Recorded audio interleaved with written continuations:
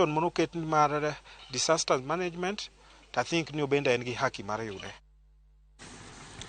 Kaka achiel kuom yore mang'iyo kendo timo nonro kuom nyithindo machuo, chuo ma kwangi okalo 300 ochokore kanisa jokopere ma Gatwateine e kach ng'od bura ma Imenti Central e kaunti ma Meru kendo kelo kanyakla chuo te kochakore jo nasari nyaka jodong gweng'.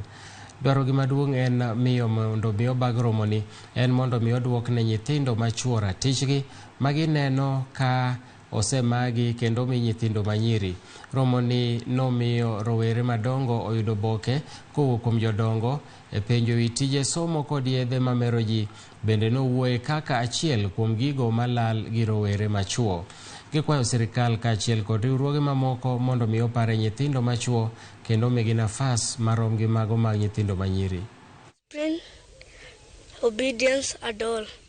That is good for us as a child boy. Thank you for our leaders. Tumekuwa na semina kubwa sana ya kuhamasisha ama kuonyesha vile kama wazazi tunafaa kulea watoto wetu wavulana.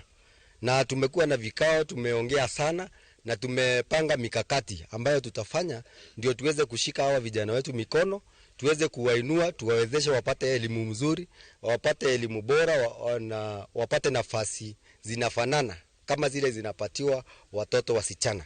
Sana sana wazazi wa siku hizi wamejifanya very busy na kazi, wanahimiza kazi, hawana nafasi ya kutembea na watoto wao. Tuseme ni kanisani, tuseme ni kushinda na wao, tuseme ni kuhimiza mambo na nidhamu.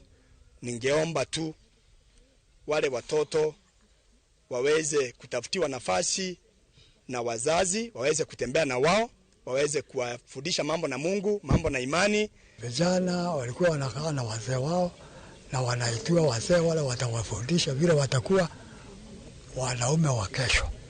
Walikuwa wanafundishwa.